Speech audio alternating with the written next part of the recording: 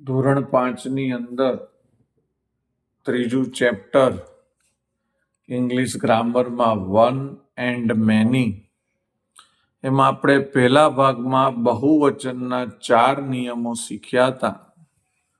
હવે આપણે બહુવચનનો 5મો નિયમ શીખવાનો છે. 4 નિયમમાં તમને ખબર હશે કે જે સ્પેલિંગની આગળ પાછળ SSSCHXO હોય તો તેની પાછળ ES પ્રત્યય લાગે. જે સ્પેલિંગ છે એ સ્પેલિંગની પાછળ FKFE હોય તો એ નીકળીને VES લાગે. અને વાયના પણ 2 નિયમ હતા કે વાયની આગળ જો સ્વર હોય તો માત્ર S લાગે, પણ વાયની આગળ વ્યંજન હોય તો વાય નીકળી જાય ને IES લાગે. હવે આપણે 5મો નિયમ લેવાનો છે. 5મો નિયમ છે અમુક સ્પેલિંગોના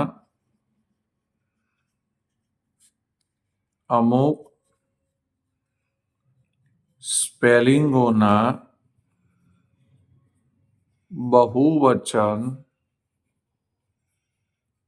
પહેલેથી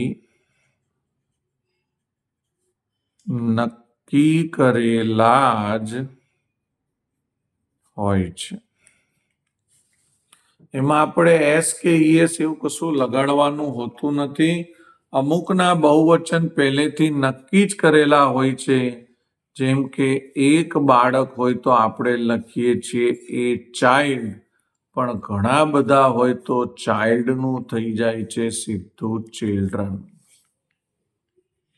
આ બહુવચનના રૂપો આપણે પાકા કરવા જ પડે.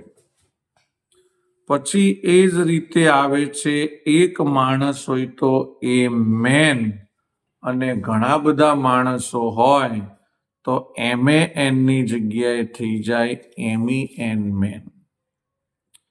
એવી જ રીતે એક સ્ત્રી હોય તો એ વુમેન, અને ઘણા બધા હોય તો MAN ની જગ્યાએ થઈ જાય MEN એ વુમેન. એવી જ રીતે બીજા ફિક્સ એના બહુવચન છે એ ફૂટ. એક પગ હોય તો ફૂટ, પણ એકથી વધારે હોય એટલે 2 હોય કે 4 હોય તો ફૂટનું થઈ જાય ફીટ. એક દાંત હોય તો એને કહીશું ટૂથ, પણ એકથી વધારે દાંત હોય તો એનું થઈ જશે ટીથ. આ બધા પ્લ્યુરલ જે છે, પ્લ્યુરલ એટલે બહુવચન, એ બહુવચન ફિક્સ છે.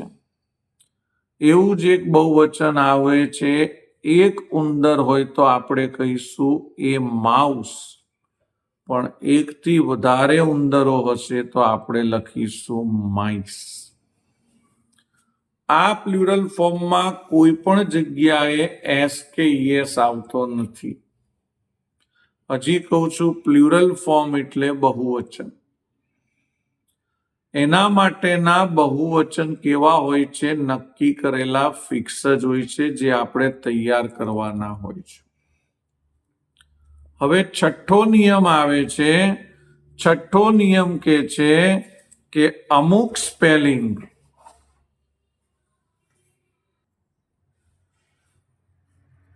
છઠ્ઠો નિયમ છે અમુક સ્પેલિંગના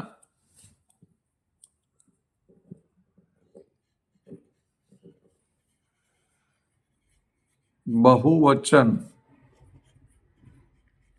તેના તે જ હોય છે. ચલો હું તમને બતાવું. જેમ કે એ ફિશ, એક માછલી હોય તો પણ આપણે ફિશ કહીશું, ને એકથી વધારે માછલીઓ હશે તો પણ આપણે ફિશ જ કહીશું. પછી એવું ના આવે કે પાછળ SH છે તો ES લાગે. એક હરણ હશે તો પણ આપણે ડિયર જ કહીશું, અને એકથી વધારે હરણ હશે તો પણ આપણે શું કહીશું? ડિયર. અમુકના બહુવચન ફિક્સ હોય છે. એ ફિશ તો એનું પણ થશે ફિશ. એ ડિયર તો એનું પણ થશે ડિયર. અને પછી આવે છે 7મો નિયમ. આ છેલ્લો નિયમ છે. ઉપર મુજબના એકેય નિયમો ન લાગે ત્યારે આપણે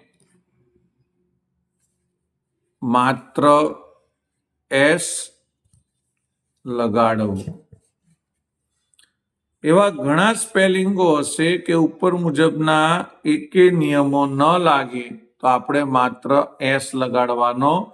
જેમ કે BAG બેગ, પાછળ જી છે, પહેલો નિયમ પણ નથી SSSSCHXO, બીજો નિયમ પણ નથી FKFE, ત્રીજો ને ચોથો નિયમ પણ નથી વાય વાળો, ના 5મો નિયમ છે ના 6થો નિયમ છે. એકે નિયમ ન લાગે તો માત્ર પાછળ એસ લગાડવાનું. એવો જ એક સ્પેલિંગ છે બોલ.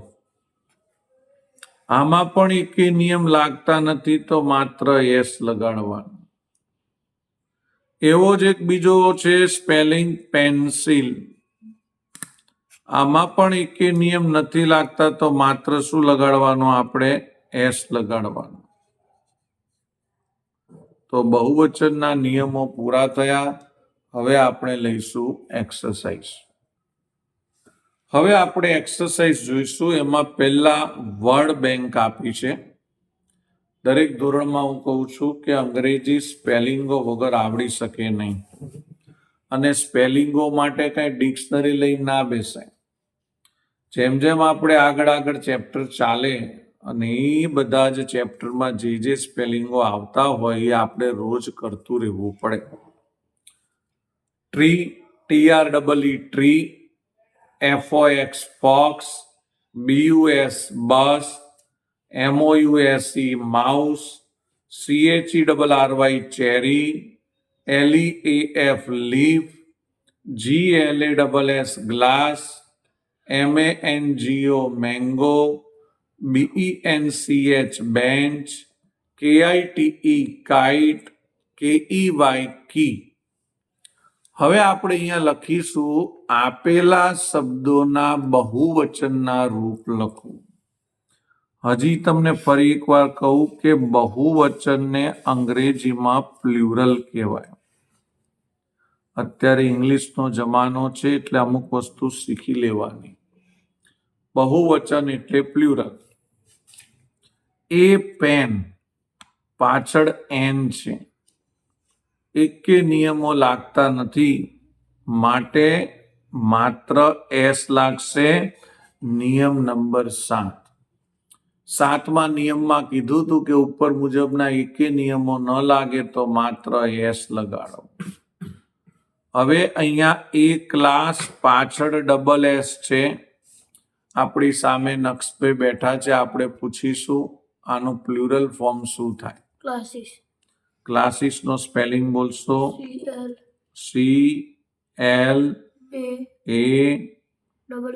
CLASS. Very good. કયો નિયમ હતો? નિયમ નંબર 1. અહીંયા લખ્યું છે એન એપલ. એપલમાં પાછળ ઈ છે.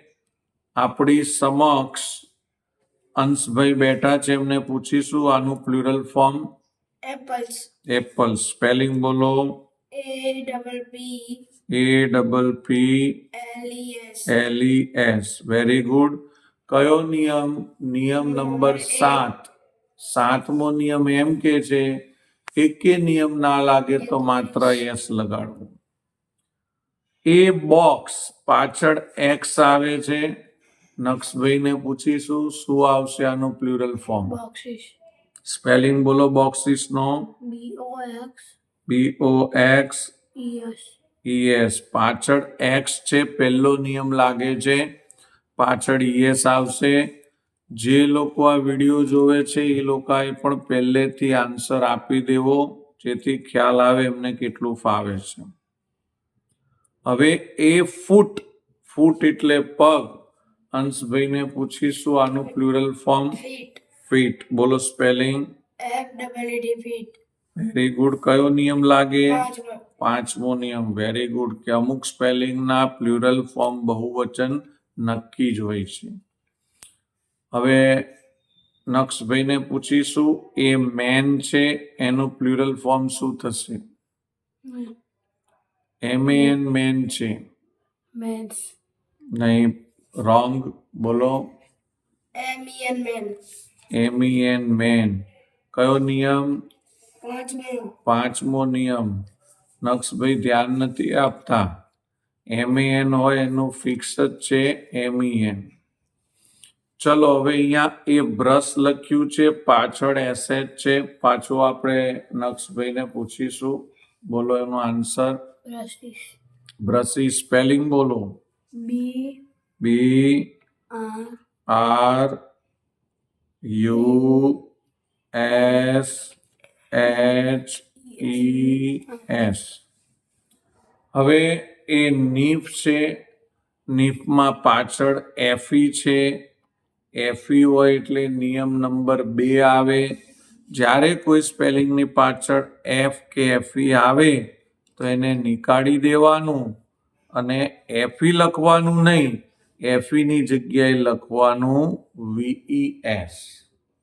FE ની જગ્યાએ શું લખવાનું? VES. નિયમ નંબર 2. હવે અહીંયા લખ્યું છે એ મંકી. નક્ષભાઈને આપણે પૂછીશું પાછળ Y છે, શું સ્પેલિંગ આવશે? યાદ કરો નિયમ નંબર 4 કે કોઈ પણ સ્પેલિંગમાં પાછળ Y હોય પણ એની આગળ સ્વર હોય તો માત્ર S જ લાગે, બીજું કશું થાય નહીં. અહીંયા તમે જુઓ એ ટોમેટો પાછળ O છે. ચલો અંશભાઈ બોલશે. ટોમેટોસ. ટોમેટો સ્પેલિંગ બોલો. TOMATOES. કયો નિયમ? નિયમ નંબર 1. પહેલો નિયમ લાગે. જે સ્પેલિંગની પાછળ SSSSCHXO હોય તો ES લાગે, જો O છે. હવે એ સ્ટોરી પાછળ શું છે? Y. નક્ષભાઈ શું સ્પેલિંગ થશે આનો? બહુવચન શું થશે? યાદ કરો ત્રીજો નિયમ કે Y ની આગળ જ્યારે કન્સોનેન્ટ હોય એટલે વ્યંજન હોય તો Y નીકળી જાય અને IES લાગે. Y લખવાનો રહેશે નહીં.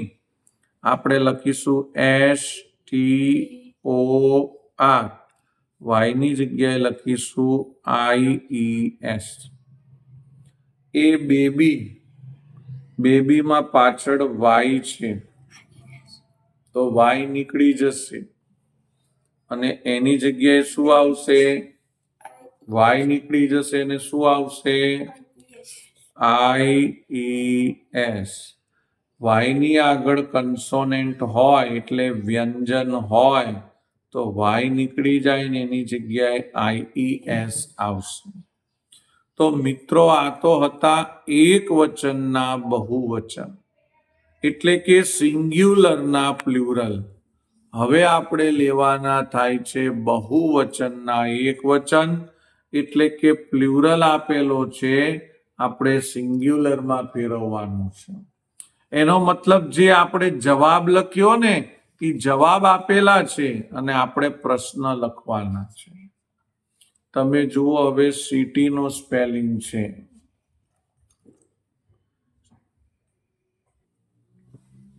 પાછળ IES છે તો તમારે સમજી જવાનું IES કોની જગ્યાએ લખ્યું હોય? Y ની જગ્યાએ. તો આપણે C લખવાનું, I લખીશું, T લખીશું, પણ IES ની જગ્યાએ લખીશું Y. અને જ્યારે એક વચન થઈ જાય, સિંગ્યુલર થઈ જાય, ત્યારે આર્ટિકલ લખવો પડે. તો આર્ટિકલ કયો આવે? એ. ચાલો હવે આપણે અંશભાઈને પૂછીશું. અહીંયા ચેર્સ આપેલું છે તો શું નીકાળવાનું? માત્ર S નીકાળવાનું. Very good. હા, અ ચેર. Well done. ચેરની આગળ આર્ટિકલ આવે એ આર્ટિકલ કેમ આવે? આપણે પહેલું ચેપ્ટર શીખ્યા છે, પહેલો લેટર વોવેલ્સ ના હોય, સ્વર ના હોય તો એ આર્ટિકલ આવે. નક્ષભાઈને પૂછીશું આમાંથી શું કાઢવાનું છે? ES. આમાંથી VES કાઢવાનું છે. અહીં લખવાનું W અને I. VES કાઢી દો તો F ના આવે.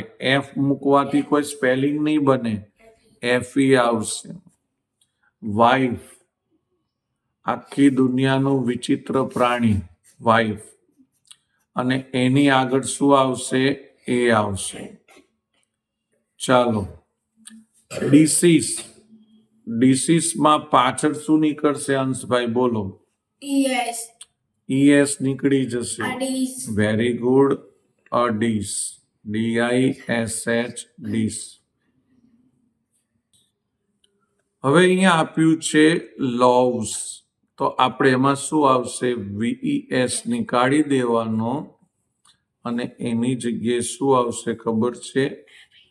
ઓનલી F આવશે. આમાં શું છે? VES કાઢો તો કાં તો F આવે કાં તો FE આવે, પણ તમારે જોવું પડે કયો સ્પેલિંગ સેટ થાય છે. અહીં મૂકી દઈશું આપણે એ. ચલો હવે આપણે નક્ષભાઈને પૂછીશું, પાછળ IES આવે છે તો ઈ કાઢીને આપણે શું મૂકીશું? Y. Yes, Y. અને આગળ શું આવશે? એ લેડી. હવે આપણે અંશભાઈને પૂછીશું આમાંથી શું નીકળશે? ડોંકીસ માંથી S. માત્ર S નીકળશે. A donkey. Yes, A donkey. ઘણા છોકરાઓ આને અ પણ બોલે છે અને ઘણા એ પણ બોલે છે, બંને બોલી શકાય. હવે આપણે નક્ષભાઈને પૂછીશું આમાંથી શું નીકળશે? ES. ES નીકળી જશે. પહેલો નિયમ છે તો આવશે એ પોટેટો, POTATO. ચાલો હવે અંશભાઈને પૂછીશું આમાંથી શું નીકળશે? ડ્રેસીસ. ES. યસ, ES નીકળી જશે તો બાકી રહેશે A dress. A dress. Very good, well done. બંને દીકરાઓ બહુ સરસ ધ્યાન આપે છે. હવે નક્ષભાઈને પૂછીશું બલૂન્સ છે તો શું આવશે? S નીકળશે. S નીકળી જશે. A balloon. A balloon. Very good, ખૂબ જ સરસ. અંશભાઈને પૂછીશું ચિલ્ડ્રન છે તો શું આવશે? Child. યસ, એ ચાઇલ્ડ. CHILD, child. બ્રાન્ચીસ છે, નક્ષભાઈને પૂછીશું શું નીકળશે? ES. ES નીકળી જશે. A branch. A branch. Well done, very good.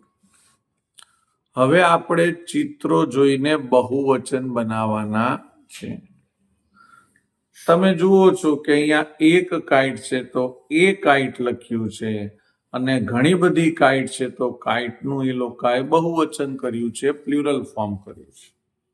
અહીંયા એક મેંગો છે તો આપણે લખીશું એ મેંગો. અને ઘણી બધી છે તો હવે નક્ષભાઈને પૂછીશું શું સ્પેલિંગ આવશે? મેંગો છે તો Mangoes. મેંગોઝ એટલે પાછળ શું લાગશે? Yes. યસ. કયો નિયમ છે? Yellow. પહેલો નિયમ છે. ચલો હવે અહીંયા શું લખીશું? બોલો અંશભાઈ. Glass. એ ગ્લાસ. એક છે એટલા માટે એ ગ્લાસ. અને અહીં શું લખીશું? Glasses. સ્પેલિંગ બોલશો. GLASSES. Very good, well done. ધન્ય છે તમારી જનેતાને. હવે નક્ષભાઈ બોલશે આનો સ્પેલિંગ. સર સ્પેલિંગ ના પૂછો, હું કહી દઉં. લીફ છે, એ લીફ, ALEAF, લીફ. ચલો બહુવચન બોલો. તો VES. યસ, LEAF કાઢીને VES, લીવ્સ. ચાલો હવે અંશભાઈને આપણે પૂછીશું આ શું છે? બસ. A A bus. Bus, BUS. S. ચલો એનું પ્લુરલ બોલો. Buses. બસીસનો સ્પેલિંગ BUSES. BUSES. પહેલો નિયમ લાગશે. પછી હવે આપણે નક્ષભાઈને પૂછીશું આ શું છે? P. કી. એ કી. ચક્કર આવે છે તમને? મોટેથી બોલો.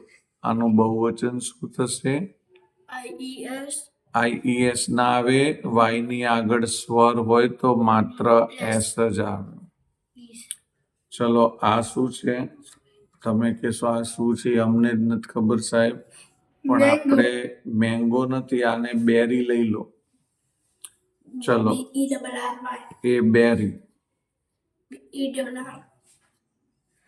અને વાયની આગળ કન્સોનેન્ટ એટલે વ્યંજન છે તો IES આપણે લખી દઈશું. ચલો હવે નક્ષભાઈનો વારો આવશે. આમાં શું લખીશું બોલો? Trees. Trees.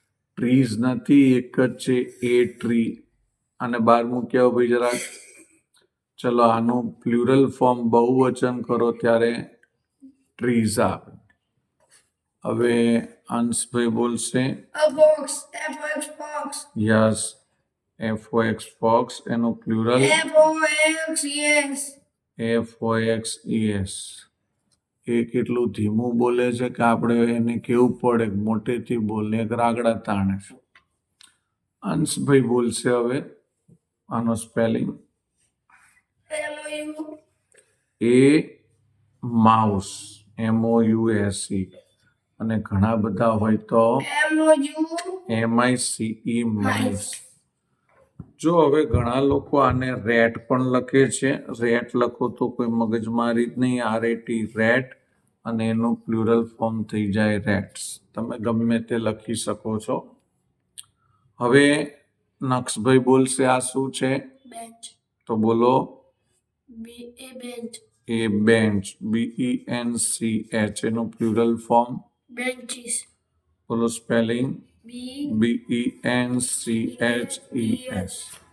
તો જોતામાં આપણે one and many, singular and plural એટલે કે એક વચન અને બહુવચનનું ચેપ્ટર પૂરું કર્યું. નવા ચેપ્ટર સાથે ફરીથી મળીશું. આવજો.